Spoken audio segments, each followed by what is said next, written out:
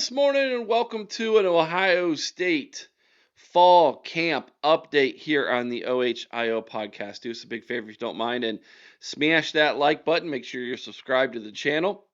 Ring the bell, get notified every time we go live. And of course, as always, leave us a comment down in the comments section below. We would love to know what you think about what we think. Chris, Yes, Ryan sir. Day met with the media today, or I guess yesterday.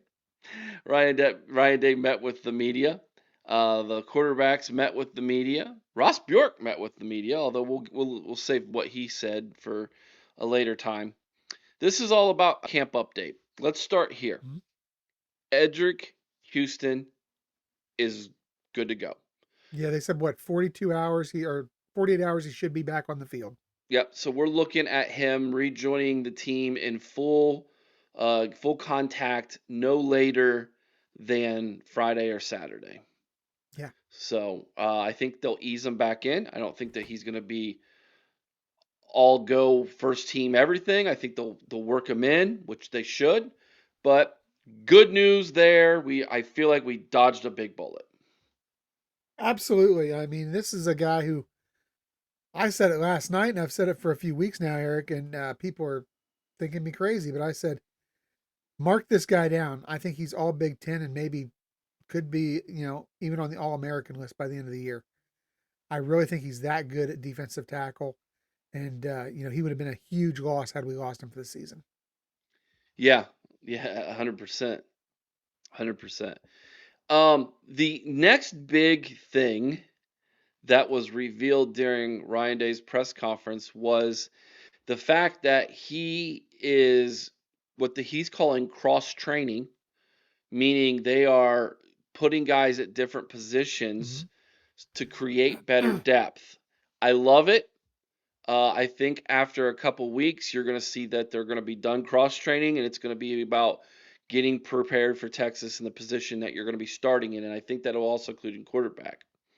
But he brought up himself that Austin Siereveld taking snaps at left tackle as well, and that Ethan is actually kicking in to guard for some cross training purposes as well. I think they want every lineman to be able to play two positions, so that gives them flexibility in case of an injury. Ryan Day reiterated again from last year's experience and what they learned. It is very important that you can play more than one position if you're one of the best players on the team. So, but one of the best linemen, so that they can put the best five out there at any given moment based on injury and then based off of the fact that you're able to play more than one. Think Donovan Jackson, for Yeah. instance, right? Well, Donovan Jackson, Carson Hensman, I mean, both stepped up Yeah, huge last year. yeah. Carson Hinsman can play both center and guard. And obviously we know Austin can play guard. Now they're training him at tackle, and they're giving him both right. They're giving him reps at both right and left tackle, and so they're kicking when he's at left tackle. They're kicking Ethan in the guard so that he can get reps at guard as well. Now he would be an That's a absolutely big massive guard. guard, right? But I do think that it also caused me, and I haven't heard anybody else talk about this, but do you think that maybe one of the reasons why they're doing that is because Philip Daniels, they like his Chipiness. aggressiveness? Can we call it that? Yeah, well, I think they do, and I think they want to get him on the field. Um, and I mean, I know you like to have the same five guys out there all the time as an offensive line. Right, In a perfect world, you have all five guys out there together all season long. It doesn't happen though. correct. So I love what they're doing with moving the guys around, getting them acclimated to different positions so they can put their best five out at any given time. And we saw it last year with, like we mentioned, Hensman and Donnie Jackson having to move around, and having that versatility is what led to a national championship. So I truly believe that this is brilliant on the part of Ryan Day and the offensive line coaching staff, and I love it because not only do you have someone to cover for injuries. But I mean, legitimately, you can take now and give guys breathers without hopefully dropping off too much. So you can have a guy that plays the majority of the snaps on the line still fresh in the fourth quarter. Right. Yeah, I like that. Luke Montgomery wasn't mentioned, but I wouldn't be surprised if he's also taking snaps at tackle, Tackle. Yeah. just so that he's there. Again, extra reps, cross training, as Ryan Day called it. I think that is very good. I think that's good for a young player's development. So um, I still think and I feel pretty confident in this, that the opening day starting lineup is Ethan at left tackle, Luke at left guard, Carson at center, Tegra at right guard, Austin at right tackle. I agree. Okay. But I do like the fact that they at least are taking some extra reps to put these guys in different positions, just to say, hey, you might need to play this year if we have an injury, and we don't want to go into it with you not knowing what you're doing. So I like it. I think it's smart on their part, and as like Ryan Day said, history tells us we've learned from it. Two players lost their black stripe today. Yes. Uh, we said if Tavian St. Clair is the first one to lose his black stripe, that is very telling about what they think about the quarterback position. That didn't happen. It was actually somebody who, my opinion, I think you shared this opinion, he didn't flash for us on Saturday when we watched, but I would say the fact that he lost his black stripe this early tells me that they think a lot about Riley Pettijohn, the linebacker. So Yeah, I agree. he's obviously been, I think, moved up with this news. I wouldn't be shocked if he's in the two deep at linebacker already. Yeah, yeah. I think he is. I definitely think he is that second line or that fourth linebacker. I mean, you've got Arvell, you've got Sonny, you have Peyton Pearson. I think Riley Pettijohn is that fourth, probably surpassing Garrett Stover, maybe. You want to call him Cade Stover so bad. I mean, I listen. I caught myself. Yeah, I know you did. I we're huge Cade Stover fans, Yes, obviously. Garrett Stover, the cousin of Cade, he did play safety in high school. and who knows? Who knows what the world Matt Patricia is going to do? Right. Cross training, baby. We may um, look up one day and see him in the nickel. what if he's at tight end? What if all of a sudden we hear he's moved to the tight end position? Wouldn't that be wild? Yeah, Wow, your cousin that's did an it. awful deep room right now. I You know, think that's Cade was actually bigger than Garrett yeah, is. he is. Um, speaking of tight end, the second player to lose his black stripe today was actually the freshman tight end. Why did his name just all of a sudden, like, I'm drawing a blank on what his name is? Nate. Oh, come on, help me here, Chris. Nate Roberts. Gee, many Christmas. Nate Roberts. Wow. My bad, everybody. It's been a long day. I Nate just left you hanging Roberts. there too. What's? Yeah, you Just left you did. hanging there. You're like, yeah, he'll get it eventually. Nate Roberts lost his black stripe today. Now, he did flash Saturday. I did. Yes. He had a couple nice catches during the tight end workouts. He looked very fluid. Did well Much during the blocking workout did that happened very right well during the occur blocking. happened right Yeah, in front of us, you know. yeah. We actually got to see a lot of the running backs and tight ends Yes, working we did. out, and the kickoff returns. All that was happening right where we were standing on Saturday. So yeah, I'm actually not surprised by this one because he did flash quite a bit. So Yeah. makes sense to me, and he's definitely going to be somewhere around that three deep and the tight end. The tight end room's very deep, incredibly deep. Yeah, I even though he lost his black stripe, I don't know that he's in the 3 deep because I think you've got you've got Max Clare and Will Will Kesmerick. Case-Merrick, yep.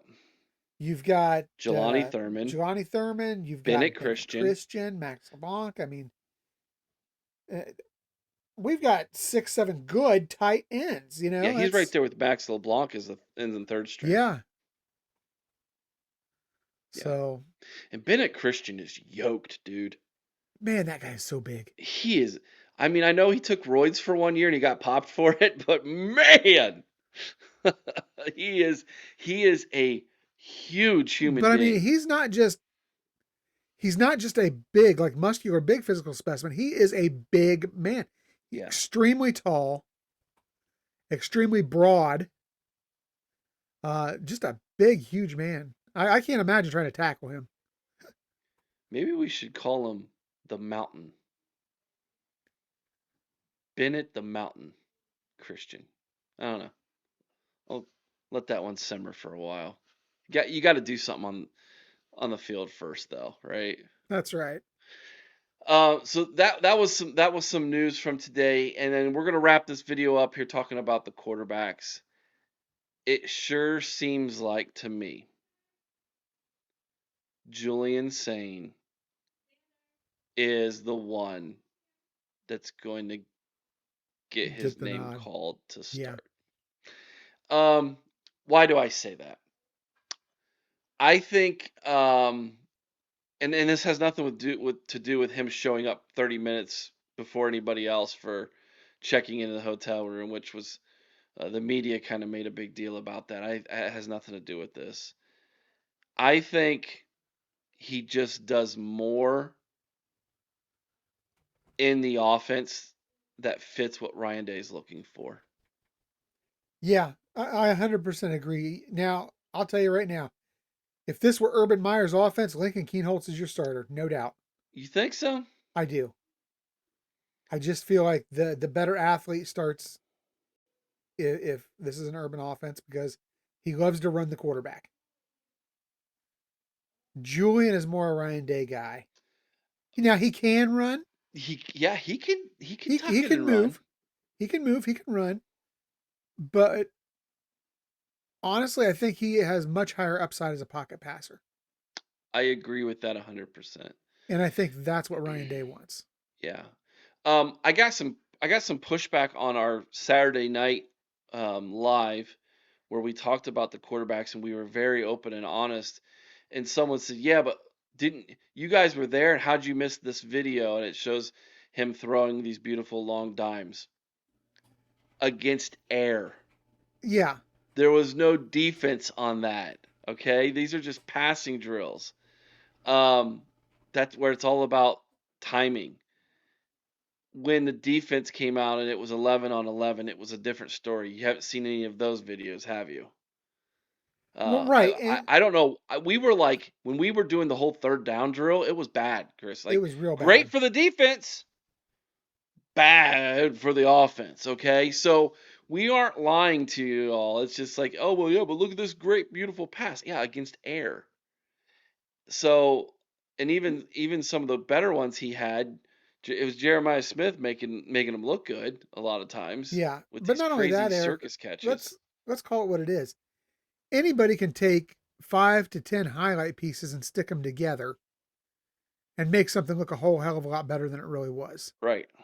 That's what highlight films are for, right? You Exactly. you get these highlight films from high school kids, and it's 8 minutes of them looking great. Yeah, but there's 180 or 800 more hours of film. It's like what was he doing in that time? You And again, know? this isn't to disparage Julian Sand, who I do think is No, the not at guy. all. I think he's going to be a very, very good quarterback. But right now, I would just say and I blame Ryan Day and the coaching staff for this to some extent. He's still very much a freshman. He's still making freshman mistakes because he didn't get a great deal of snaps last season He didn't get any to game reps where hardly at all. he could have worked those bugs out last year. Yeah, So now remember he's having to do it this year. and even the one time where he threw that touchdown pass Yeah. late in the game, remember that? He Yep. almost it felt like he was getting reprimanded for it. Yeah. We It don't want to. actually didn't that go to Bennett Christian, I believe. I think it did. Yeah, I do believe. it went to the mountain. Yeah. So, uh, I did it again, didn't I? I want to temper the expectations of Buckeye Nation a little bit here. And I'm not doing this because I'm anti-fan or I'm not a true Buckeye fan. I'm a realist. Don't set this kid up on a pedestal that he doesn't need to be on right now. This is not C.J. Stroud circa Rose Bowl at the end of his first year. You know what I mean? This isn't C.J. Stroud year number 2. This isn't Justin Fields year number 2. Um, this is Julian Sane year number 1. 0 starts under his belt. It's going to look a lot like C.J. Stroud versus Minnesota, start number 1. Yes, and maybe even slightly worse because Texas is not Minnesota. So we need to have uh Patience. thank you. We need to have patience. Now, the other argument to this, Chris, is we don't need him to be CJ Stroud. We just need him to be Will Howard. And I agree with that. I agree with that.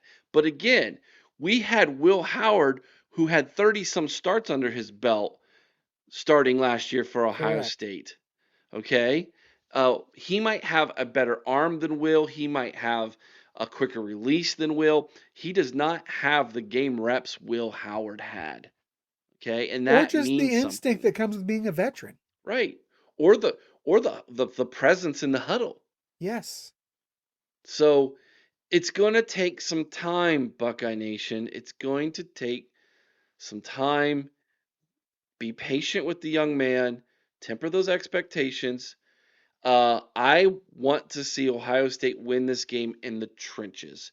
That is the most important thing for me. As long as we keep hearing good things about the offensive line and that they're healthy and that they're looking good and the running backs room is coming along, I feel much better about our chances of beating Texas that way than I do relying on Julian Sane hitting uh, uh, Jeremiah Smith down the seam for a big touchdown pass. If that's what we're counting on, I think we're going to be disappointed in game number 1.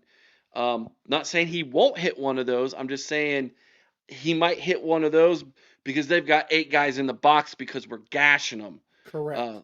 in the running game. That's kind of what I'm looking for. But I want to get that off my chest because all this talk about the quarterback, and we knew this was coming, Chris, because the whole quarterback competition, how spring ball went, and no one separated themselves.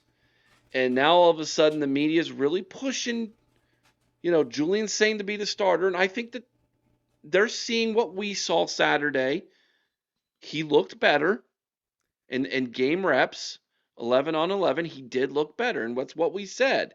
But we're not sitting here saying, I don't want you all to think that looking better means he looked great because he did not. He did Right. not. So we need to make sure that we understand that, number one. Number two, I do think he does get the first nod. I think his skill set, what Ryan Day kind of alluded to a little bit, the confidence that they're getting from the media is getting from interviewing everybody, lends me to believe that's the direction that we're going to go. Now, it sounds like they're Eric, going to. I got Yeah, a question for you before we go any further. sure. Do you think that Ryan Day, you talked about how one quarterback didn't really separate from the other in spring. Do you think that's by Ryan Day's design? No, I don't. Do you think that I almost feel like Ryan Day embraces these quarterback battles to I try to push the guys to be I better? think he yes, I think he does though because threefold. Number one, he doesn't want to lose one to the portal because Correct. it really destroys your room.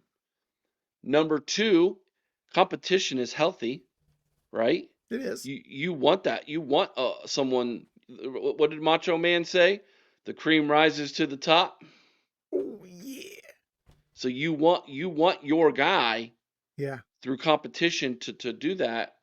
So that's number two. So you got the transfer portal and that, and then number three, I think in a way it's it's it's a little bit of gamesmanship Yeah. for Texas in a way.